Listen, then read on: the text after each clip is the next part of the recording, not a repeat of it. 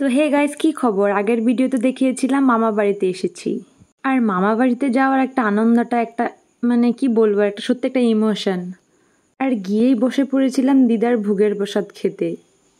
আর আজকে প্রসাদে ছিল পোলাও আর পনির, আর ছিল সাথে অনেক ভাজাভুজি। আর এই যে দেখো দাঁতকেলানি বৌদি আমাদের। আর এদিকে টঙ্কবাবু রেডি হচ্ছিল, ঠাকুর আনতে যাবে। আর আমাকে বলছিল হে গাইস, মানে আমাকে কপি করছিল এটাই। আর আমরা বাকি সবাই কেউ রেডি ছিলাম না, এভাবে ঠাকুর আনতে চলে গেছিলাম, কারণ অনেক জলদি ঠাকুর আনতে চলে গেছিল তাই। তারপর আমরা পৌঁছে গেছিলাম কুমার বাড়িতে। আর কুমার বাড়িতে গিয়ে দেখি প্রতিটি প্রতিমা এত সুন্দর ছিল না, কি মিষ্টি। তারপর আমরা নিয়ে আসলাম আমাদের মাকে। আর এদিকে আমাদের মাকে রাস্তা শুদ্ধ করে নিয়ে যাওয়া হচ্ছিল।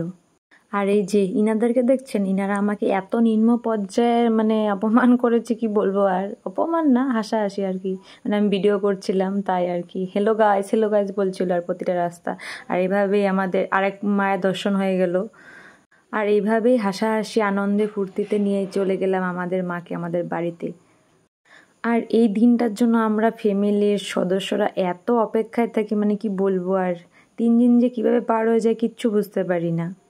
তো এখন হলো ঠাকুরের গয়নাগাটি পরার সময়। তো আমাদের বড় মাসি এখন ঠাকুরকে সব কিছু পরাচ্ছিল, আর এদিকে মামি ঠাকুরকে বরণ করছিল। তারপর আমরা সবাই এক এক করে রেডি হয়ে বসে পড়েছিলাম পুজোতে, পুজো দেখার জন্য। আর এক এক করে পাড়া প্রতিবেশীরা, আত্মীয় স্বজনরা সবাই আসছিল। কি মজাটাই না হয় 3 দিন। আর এই যে ইনাকে দেখছো, ইনি হলেন আমার কিউট ভাগ্নি। তারপর আমরা খাওয়া দাওয়া কমপ্লিট করে সবাই বসে পড়েছিলাম, ভাই বোনরা সবাই মিলে, আত্মীয় স্বজন সবাই মিলে বসে পড়েছিলাম পুজো দেখতে। আর এদিকে দেখো কি সুন্দর নাচ হচ্ছে। আর এখন প্রায় ঘড়ি কাটাতে বাজে প্রায় ঠিক রাত 2টো। আর বাড়ির পুজোতে বাড়ির মানুষরা নাচবেন এটা তো হয় না, এটা ছিল সব কিছু ইনকমপ্লিট। আর পুজো শেষ হওয়ার আগে আমি ঘুমিয়ে পড়েছিলাম, আর তার জন্য সব ক্লিপগুলো আমার কাছে নেইও। আর এটা ছিল ডে 3, সিঁদুর খেলা হচ্ছিল। এখানে সবাই মিলে কি আনন্দ করছে।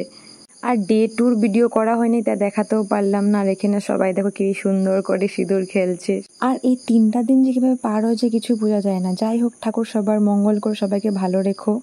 আবার তোমার আসার অপেক্ষায় থাকবো ঠাকুর। ভালোভাবে যেও তুমি, আর সবাইকে ভালো রেখো। দেখা হবে নেক্সট ভিডিওতে।